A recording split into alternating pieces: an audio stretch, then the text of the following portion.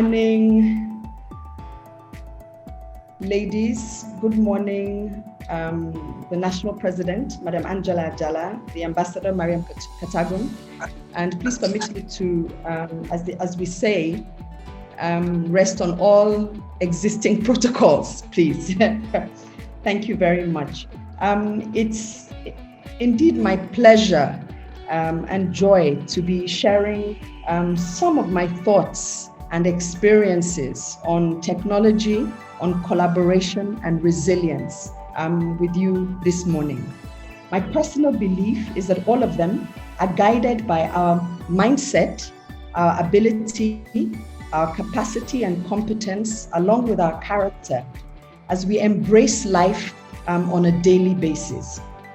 So meaning, what is happening now and how am I responding or am I reacting? And there's a difference between responding and reacting. So what I decided to do was to start from resilience, because for me, all things begin with the mind, all things end with the mind. And in your mind, if you say you can, you can. If you say you can't, then you can't. It's as simple as that. And I came across this quote that I would like to share with you all this morning by Kofi Annan, which says, and I quote, "To live is to choose. But to choose well, you must know who you are and what you stand for, where you want to go, and why you want to go to that place." What is important about this quote, and why does it resonate so much with me? It does so because I believe in our power of choice. I believe that it is the singular biggest gift that we are gifted as human beings, the power to choose.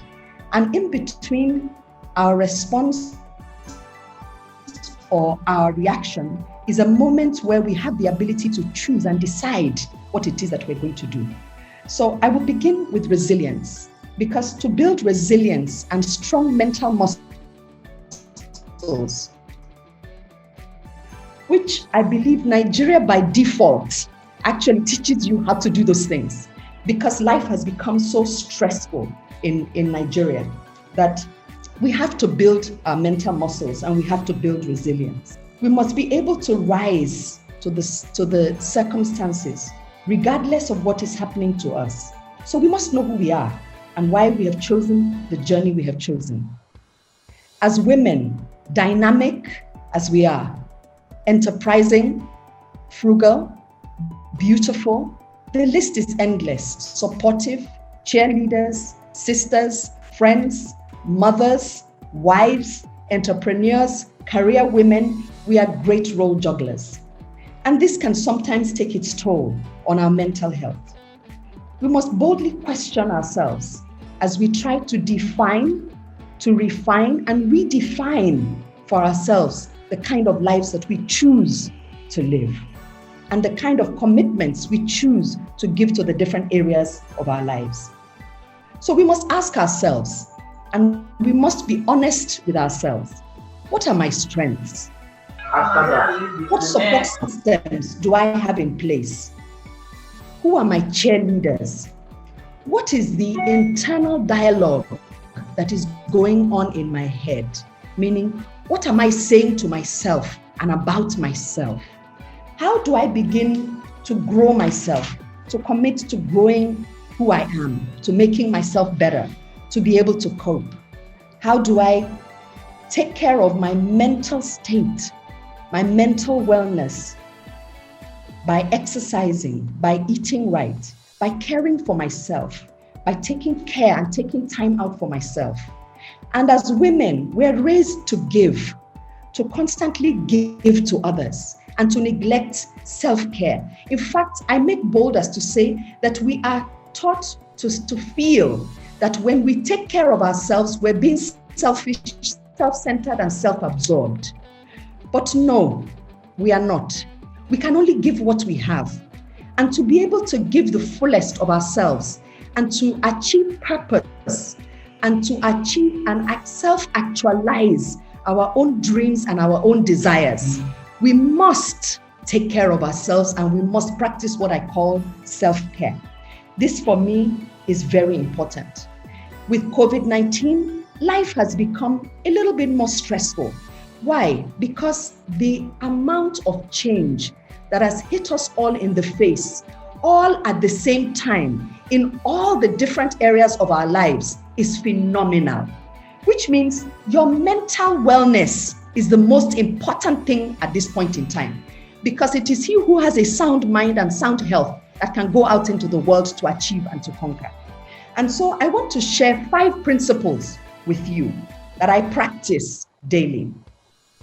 And the first one is this: I practice gratitude. I have what is called a gratitude journal, where I write down every single day, no matter what happened to me that day, the things that I'm grateful for. I learned to look at every situation that I find myself in and ask myself, what is the silver lining? What is the lesson in this? How is this thing helping me grow? And once I ask that question, what I discovered is that my state of mind changes immediately. And once my energy begins to focus on the things that I'm grateful for, I find that my energy shifts into a more positive vibration, and I am able to then begin to find solutions rather than focus on the problems.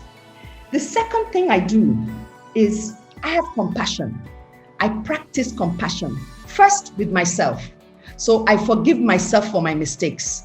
My internal dialogue is quietening all this dialogue that doesn't support me and raising the dialogue that supports me, that entrenches the positive energy and vibration that I want to feel and I want to give into anything and everything that I'm doing.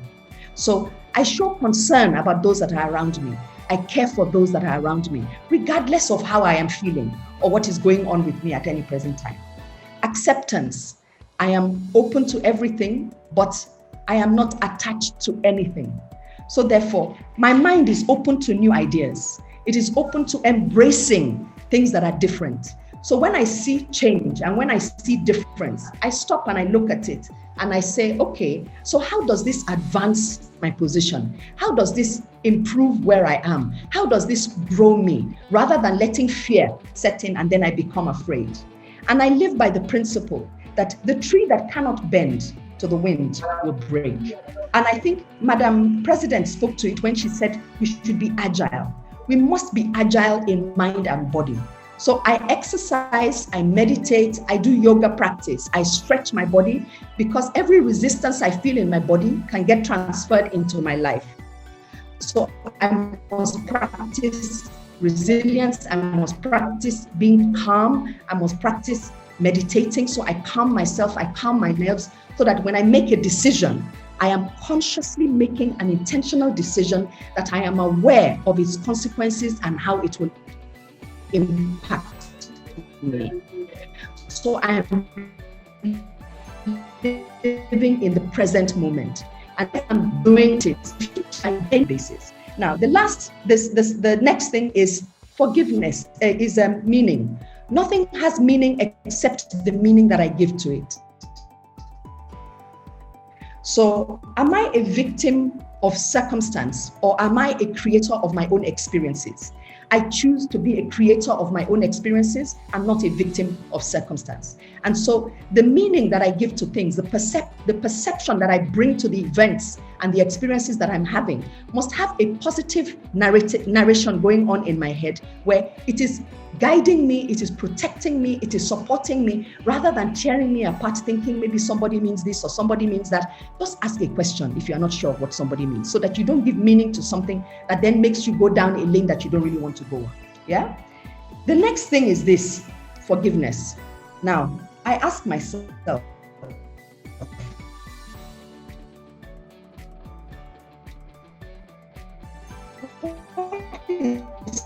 forgiveness.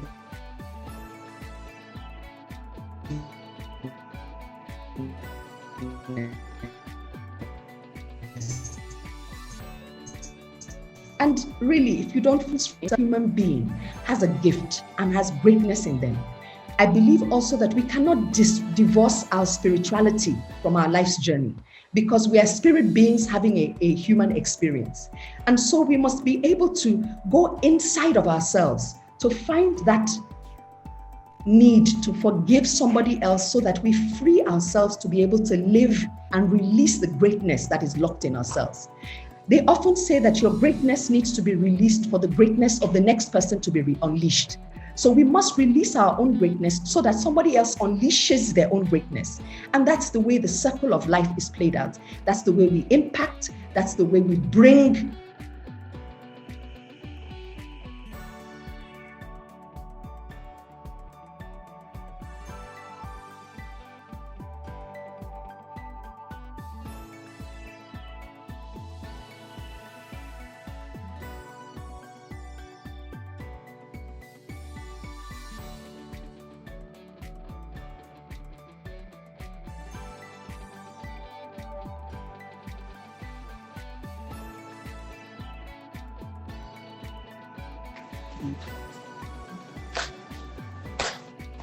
Madam EM, is the network? Yes, ma'am, I believe it is her network. So I think we should give her just a few seconds. It would probably reboot our wonderful technology and network. Maybe while we're waiting for her, could we play the Awep anthem in the background, please? Let's give her a couple of minutes.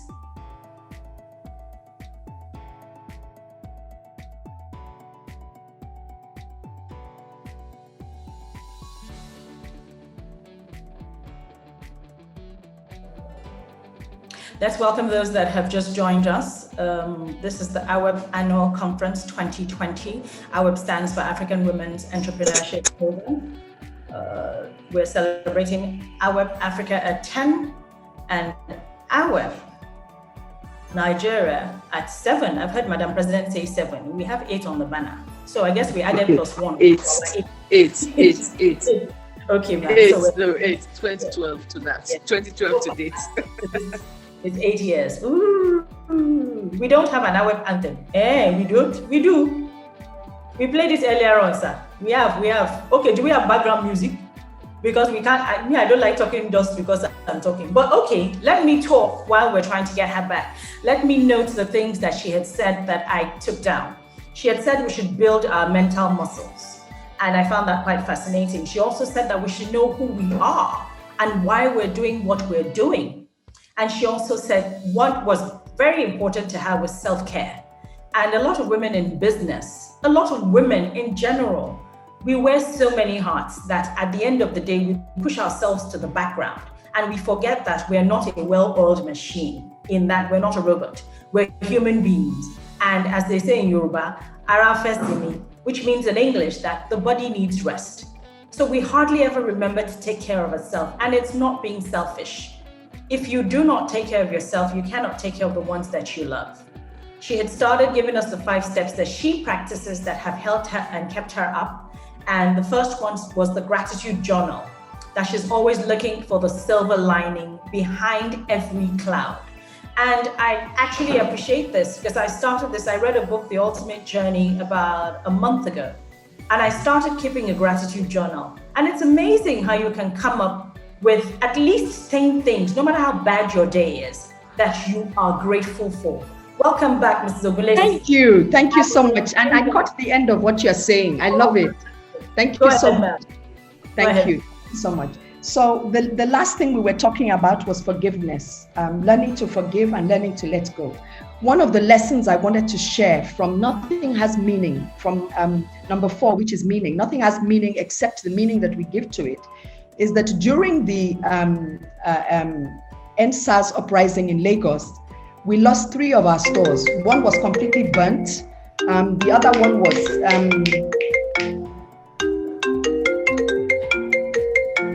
Don't worry, ma'am. We live in a digital age. Phones will go on. Where's my phone? I need to switch it off. What happened to us was one of our stores was burnt, and the other 2 were raided. So we had 3 stores down, almost like overnight, without even knowing that this was going to happen. You know, so we had to look at the business again and begin to think, what can we do? What can we do with the existing stores that we have, because we're coming up to our high season? And, you know, it just made us move faster than that on our e-commerce. And we were able to launch our Black Friday. For the first time, we did Black Friday sales, and we've had orders online every single day since we started that. Had we not gone through this experience, we might have been slower on activating our online presence and our website. So my policy has always been, no matter what is happening, look for what is good in it. Nobody wishes anything bad, but sometimes it happens. And rather than become a victim of circumstance, create the experience that you want to have. And that is the singular most important power that you have as a human being, the strength of your imagination and the strength of your capacity to choose what you have decided to do with your life. Now, if you are able to get all of this, understand yourself, your vision, what it is that you want, sometimes it's not 100% clear, and that's okay. It's good to begin with what you have, and it's also good to use whatever you have to get what you want, rather than playing the waiting game of I'm waiting for this, I'm waiting for this, I'm waiting for this. And waiting can very easily become what I call excusitis. You begin to make excuses for why you can't do this and why you can't do that and why this. And you wake up one day, time has gone by, things have happened, people have moved on, and you are still waiting. May that not be our portion in this life or the next, as they say. So when you're able to do all this, then you can begin to understand the power of collaborations and why co-opetition, as mentioned by Madam Angela, is so important in the present day.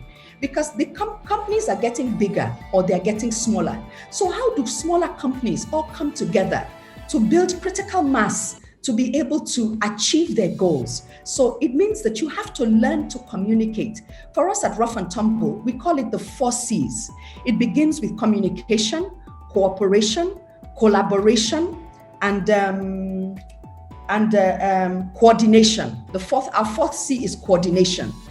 The important thing is coordination means that we all know what the goal is, and we are all going to align ourselves and cooperate with ourselves within our teams and collaborate with each team outside of my own team to be able to achieve the company goal. Now, let me try and say that again. Yeah. Collaboration is key in every single business. As you scale and as you grow, you begin to build teams within the business. Now, these teams within the business have a danger of becoming silos if you do not get them to understand these 4 C's, these 4 principles of collaboration, communication, cooperation, and coordination. Because if you are working in silos, you are working against yourself.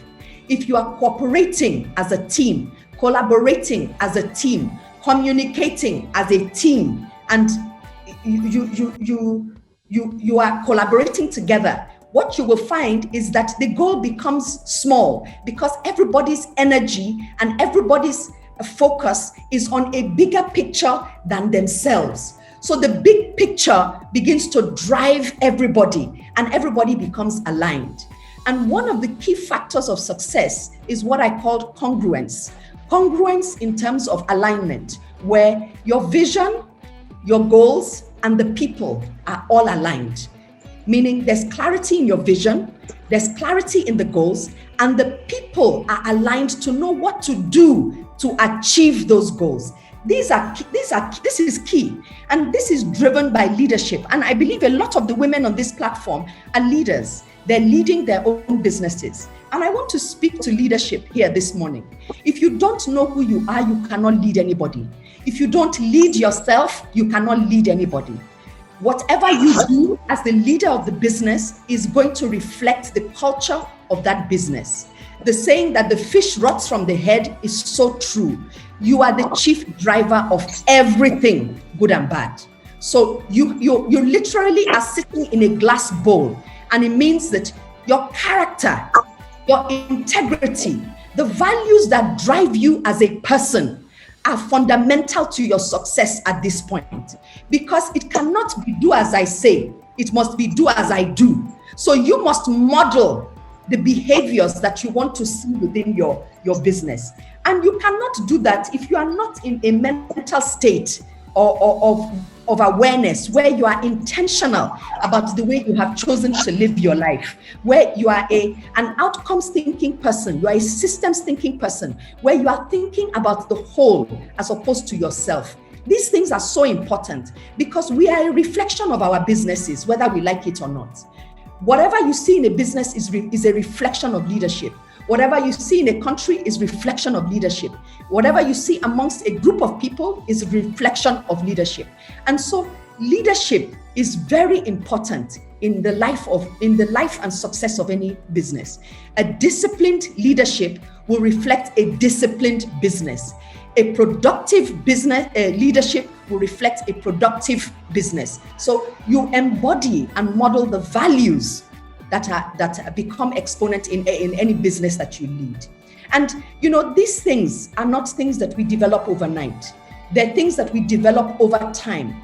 But the important thing is to make the choice to want to grow our character, grow our capacity, grow our competence, so that when we get a seat at the table, when we sit at the table, we are competent and we have capacity. It's not about whether I'm a woman or not. It's about this is my competence and this is my capacity and this is what I bring to this table. So let us focus on that, because we must stop playing the gender card. The world is moving on so fast that playing the gender card can be to our own advantage. Means we're waiting for somebody to help us. No. They say if they don't give you bread, bake your own bread. If they don't give you cake, get in the kitchen and bake your own cake and take the cake and bring the changes that you want to see in your life. And we're women. Economic power is what is going to give us the freedom and the voice that we need to change Nigeria. If you look at the NSAS, who are the people that started it? Women. That is, for me, the highest and biggest lessons of collaboration in the history of Nigeria. And all of those girls are under 30 years old. That is the future Nigerian woman. Focused, wants to build a Nigeria that works for everybody. And we must encourage collaboration among women. We must open our minds to collaboration at all levels. Because if you have to collaborate with your children to get them to do things. You have to collaborate with your husband to get them to do things. You have to collaborate with your domestic staff so that you are free to go and live your best life, because you were not made for the kitchen. You were made for greater things than the kitchen. So to unleash your potential into the world, to gift the world of your passion, your energy, your gifts, oh my goodness, you must put structure in place in your life so that you are free to be the best version of yourself, so that you're free to fulfill purpose, so that you are free to impact your world. And all the women on this platform, this is what I see for all of you today. So technology, I have chosen to talk about last. Technology for me is an enabler. And once you view technology as an enabler, the mysticism is taken out of it. The difficulty is taken out of it. Just think of it as your friend, as something that supports you and enables you to be efficient, enables you to be proactive, enables you to be productive, enables you to schedule yourself, enables you to manage your time, enables you to get all kinds of different results from different platforms that you belong to, is a learning tool that is in the palm of your hand. I tell myself, when they say I don't know how to, I say Google is your friend. Google it. Just go onto Google. Every answer you need, somebody has asked it before you ask that question. And the more powerful the question you ask, the more powerful the answer you will get. The more powerful the answer you get, the greater impact it will have on your actions and the way that you do things. So for me, technology is an enabler. So technology helps you reduce costs. It helps you increase efficiency. For us at Ruff N Tumble, technology is our backbone. We can't do anything in Ruff N Tumble without technology. Our business is technology driven. We operate an ERP system where all our people ask me, how do you manage 17 stores? It's very simple. We use technology. Every single store is driven by technology. We use the tools of technology. We use ERPs. We use CCTV cameras. So from the support center in Lagos, we can view every single location, no matter how far away it is. We can see what they're doing real time on their systems. We can see what they're doing real time in their store. We can see it helps us drive human beings. It helps us drive their behavior. It helps us achieve so many of the things that we want to do. It manages our inventory, because in retail, if you cannot manage your inventory, you're in trouble. That's the end of your business. You must know what you have in each location and each store. And this is so important. So I think for me, I would like to say technology, you should focus on people. Technology, you must use on your customers. Now, people are the bridge between your products and your services, your people. So you must use technology to help them bridge that gap. You must train your people. The heart of your business is in the hands of the people that are in your business. So you must treat them well, and they must know the business. Technology is what you use to understand customer insights, the data that comes from your customers' behavior, the way they buy. It is technology that you use to understand the insights, to be able to serve them better. This is the experiential economy. 2020 is the experiential economy. You must know how to use technology to give customers a seeming experience that is extraordinary and beyond the ordinary. And you have the capacity to do this. It will manage your costs, your finance, all your bookkeeping, all your accounting. A tool will manage it all for you. The community, for us, for example, what do? We go into a school that is around us, and this is what we do. We sew school uniforms for between 300 children. We give them free school uniforms and free school shoes and free socks. That is how we engage our community. Now, we have to learn to give back, because those 4 pillars, the people, the customers, the finance, and the community, are the 4 pillars that every business must sit on. You must know how to use technology in those 4 areas. In your community, is technology. Is Instagram that will help you engage. Is Facebook that will help you engage your customers. All of it is driven, the digital space is driven by technology. So you must understand technology. The last thing I would like to say in closing is a quote that is from Darwin that says, and this was in 1809, for you to see how relevant it still is in the 21st century. It is not the strongest of the species that survives, nor the most intelligent that survives. It is the one that is the most adaptable to change. The most agile is the one that survives. So my dear sisters, my motto in life has always been, nothing changes until I change. And for things to change, I have to. Growth lies in the challenges that we face. But then this is what builds our character. This is what builds our resilience. This is what makes us creators of our experiences rather than victims of circumstance.